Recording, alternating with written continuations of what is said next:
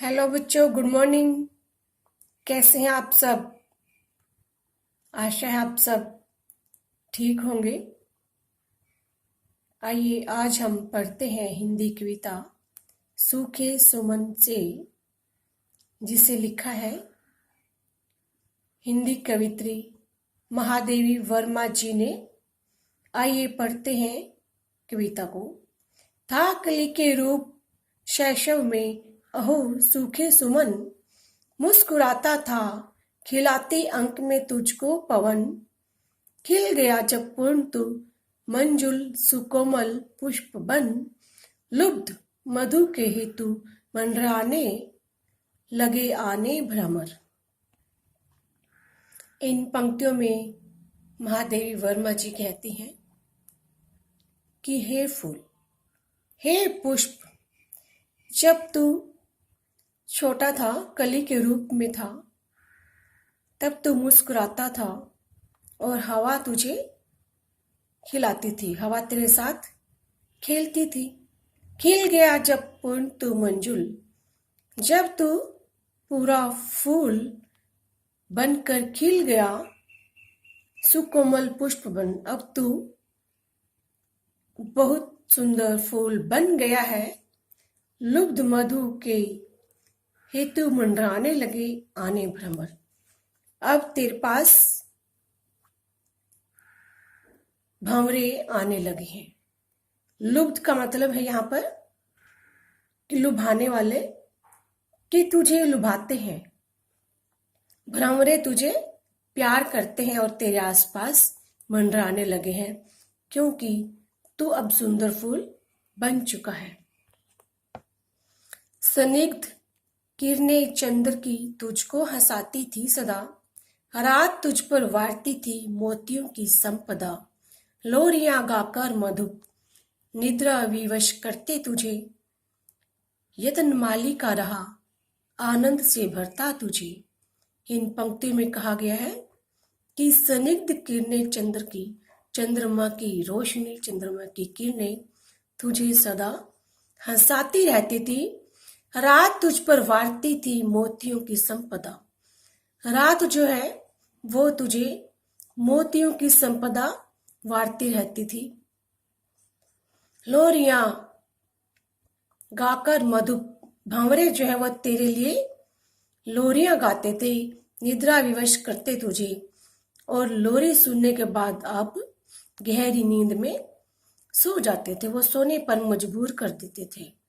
यतन माली का रहा आनंद से भरता तुझे, जब तू सुंदर फूल था तो माली का भी यही यत्न रहता था, माली की भी कोशिश रहती थी कि तुझे आनंद से भरता रहे, कि तुझे संभाल कर रखे और तेरी देखभाल करे। कर रहा अठखेलियां इतरा सदा, उद्यान में अंत कई है दृश्य, आया था कभी क्या ध्यान में। सो रहा अब तू धरा पर शुष्क बिखरता हुआ, गंध कोमलता नहीं मुख मंजू मुरझाया हुआ।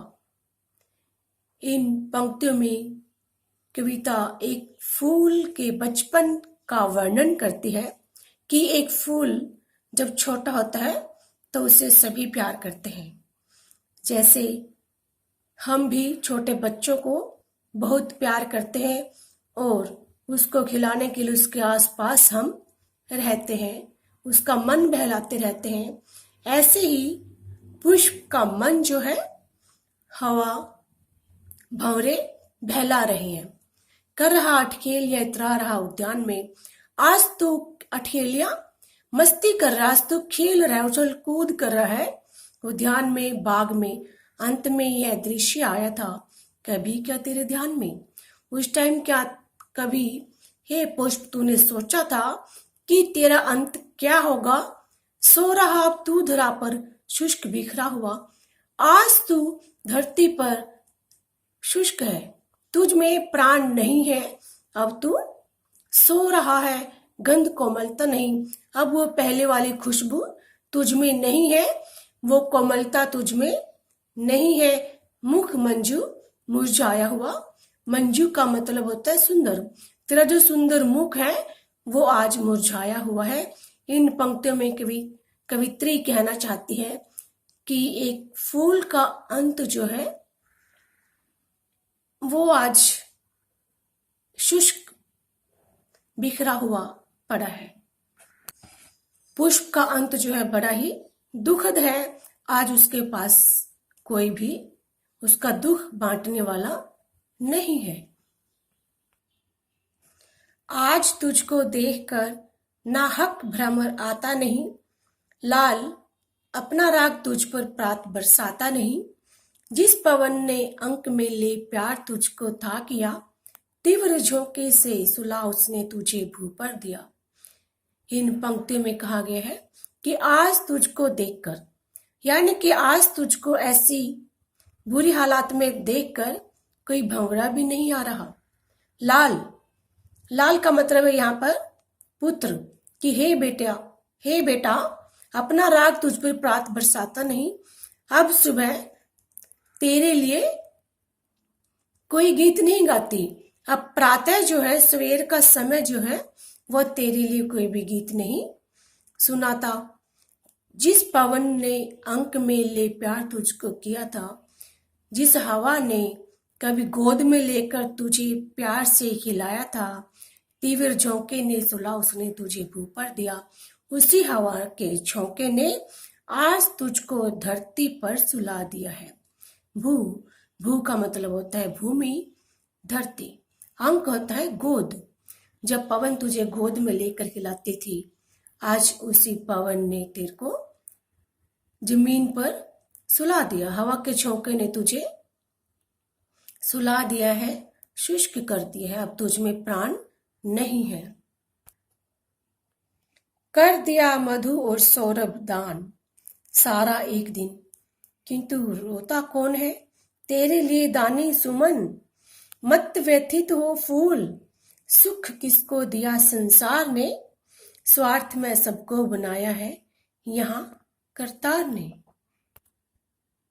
इन पंक्तियों में यहाँ पर महादेवी जी ने एक फूल को एक बच्चे की तरह, कि कैसा बच्चा खेलता है, उसकी तरह संबोधन किया गया है कि हे फूल, तूने अपना मधु और सौरभ, खुशबू, सौरभ का मतलब होता है खुशबू, कि तूने अपना मधु और खुशबू सारा दान कर दिया, किंतु रोता कौन है तेरे लिए दानी सुमन।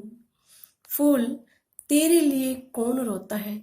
तूने जो इतना दान दिया है उसका कोई भी फायदा नहीं हुआ, मत व्यथित हो।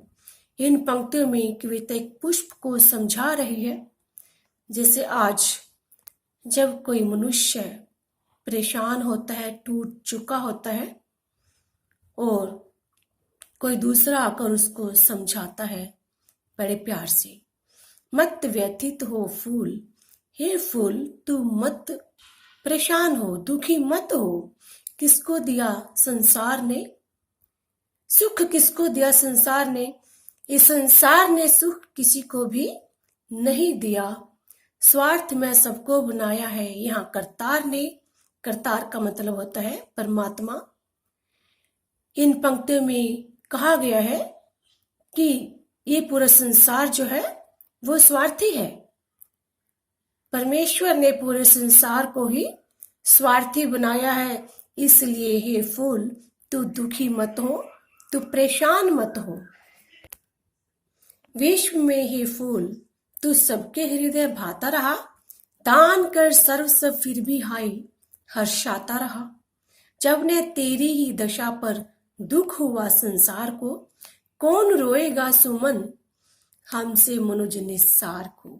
इन पंक्तियों में कवित्री महादेव वर्मा जी कहती है कि विश्व में हे फूल पूरे संसार में तू सबके हृदय को भाता रहा, सभी तुझसे बहुत प्यार करते थे, तू सबकी नजरों को बहुत अच्छा लगता था।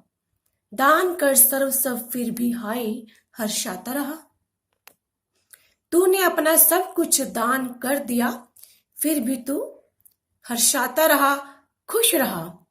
जब ने तेरी दशा पर दुख हुआ संसार को। आज जब ते इस हालात में है, अब भी इस संसार को तेरे इस हालात पर दुख नहीं हुआ तो कौन रोएगा सुमन। हे फूल, हम मनुष्य होता है मनुष्य है कि हम जैसे निस्सार मनुष्यों पर कौन रोएगा। इन पंक्तियों में महादेव वर्मा जी ने यही कहा है कि हे फूल, तूने अपना सब कुछ दान दे दिया। जब तेरे दुख से कोई भी दुखी नहीं है तो हम जैसे निस्सार मनुष्यों पर, जिसका कोई वजूद भी नहीं है, कौन दुखी होगा, कौन रोएगा। तो इस कविता को लिखा था महादेव वर्मा जी ने।